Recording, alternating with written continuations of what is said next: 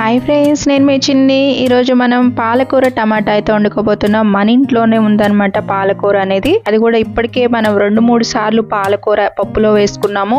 ఇప్పుడు మళ్ళీ కర్రీకి అయితే రెడీ అయిపోయింది అనమాట. ఇది పప్పులో అయినా వేసేసుకోవచ్చు, చాలా టేస్టీగా కూడా ఉందన్నమాట. ఇలా చిన్న చిన్న వాటిల్లో ఇలా మట్టి పోసుకొని ఇలా పెట్టుకుంటే మనకి పుదీనా అయినా అలానే పాలకూర అనే రెడీ అయిపోతుంది అనమాట. చూస్తున్నారు కదా పుదీనా కూడా ఎలా వచ్చిందో.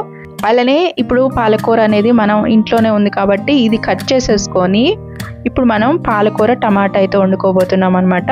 చూస్తున్నారు కదా ఒక కట్ట మందం అయితే వచ్చింది. ఇప్పుడు ఇది మనం బయట కొనుక్కోవాలంటే 20 రూపాయలు అలా ఉంటుంది కదా. ఒక్కొక్క ప్లేస్లో ఒక్కొక్క రేట్ అయితే ఉంటుంది. ఇప్పుడు మన ఇంట్లోనే న్యాచురల్గా అది కూడా మనం ఎలాంటి మందు ఏమి వేయకుండా వాటర్ అనేది చల్లుతూ ఉంటే ఇలా రెడీ అయిపోతుంది. ఇప్పుడు దీంతో మనం పాలకూర టమాటా ఎలా వండుకోవాలనేది చూసేద్దాం.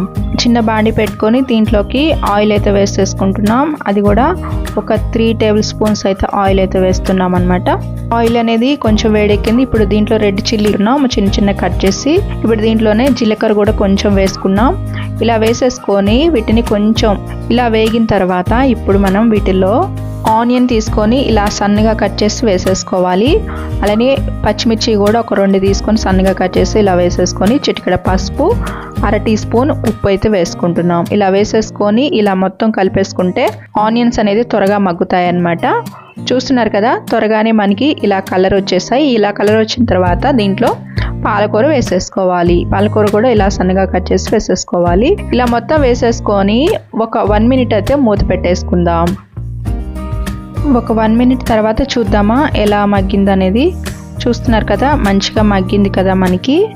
ఇప్పుడు దీన్ని ఒకసారి మొత్తాన్ని కూడా ఒకసారి కలుపుకున్న తర్వాత ఇప్పుడు దీంట్లోకి టమాటాలు అయితే వేసేసుకుందాం.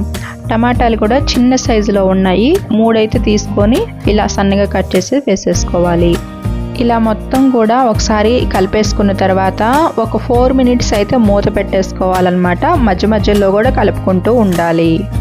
4 మినిట్స్ తర్వాత మూత తీసి చూసుకొని ఇప్పుడు దీంట్లోకి వెల్లుల్లి రెబ్బలు ఒక 4 రెబ్బలు దంచుకొని వేసేసుకోవాలన్నమాట. కొంచెం ఇలా వేసేసుకొని మొత్తం కలుపుకొని మళ్ళీ ఒక 1 మినిట్ అయితే మూత పెట్టుకోవాలి.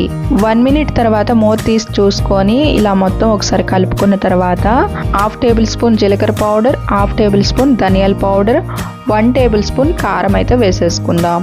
ఇలా వేసేసుకొని దీన్ని మొత్తాన్ని మళ్ళీ కలిసేంత వరకు ఇలా ఒకసారి కలుపుకోవాలి. మళ్ళీ ఒక 2 మినిట్స్ అయితే మూత పెట్టేసుకుందాం. ఇది కలిపేసుకున్న తర్వాత 2 మినిట్స్ తర్వాత మూత తీసి చూసుకుందామా. చూస్తున్నారు కదా మంచిగా మగ్గిపోయిందనమాట. ఇప్పుడు దీంట్లోకి 1/2 టీ స్పూన్ ఉప్పు వేసుకొని బాగా కలిపేసుకున్న తర్వాత ఒక 1 మినిట్ అలా మూత పెట్టేసి తీసేసిన తర్వాత ఇక గ్యాస్ ఆఫ్ చేసేసుకోవటమే. అంతే, చాలా సింపుల్గా మనకి పాలకూర టమాటా అయితే రెడీ అయిపోయింది. అలానే రైస్లోకి చపాతీలోకి దేంట్లోకైనా బాగుంటుంది. ఎలా అనిపించింది మీకు ఇది అనేది కామెంట్ చేయండి. అలానే మన ఛానల్ని సబ్స్క్రైబ్ చేసుకొని ఫాలో అవుతుండండి. Thank you so much. Bye friends.